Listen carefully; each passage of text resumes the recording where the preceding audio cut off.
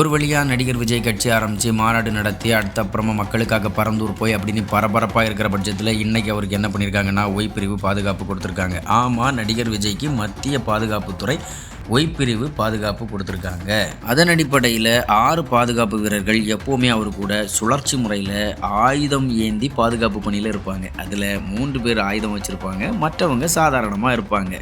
அது மட்டும் இல்லாமல் 2 பாதுகாப்பு வாகனங்களும் கொடுக்கப்பட்டிருக்கு.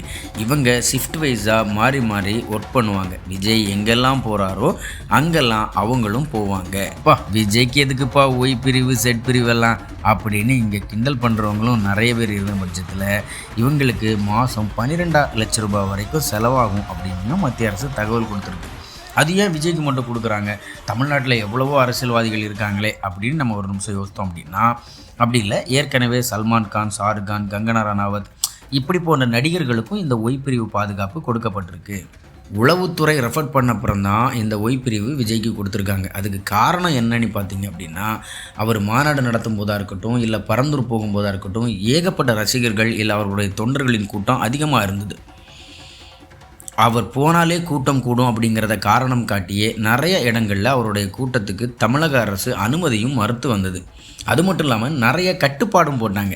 இதெல்லாம் மைண்டில் வச்சுக்கிட்டு தான் இப்போ இப்படி ஒரு பாதுகாப்பு கொடுக்கப்பட்டிருக்கோ அப்படின்னு நமக்கு யோசிக்க தோணுது. இருந்தாலும் தமிழ்நாட்டில் புதுசாக கட்சி ஆரம்பித்த ஒருத்தருக்கு இவ்வளவு சீக்கிரமாக ஒய் பிரிவு பாதுகாப்பு கொடுக்கறதுங்கிறது இதுதான் முதல் முறைன்னு நினைக்கிறேன்.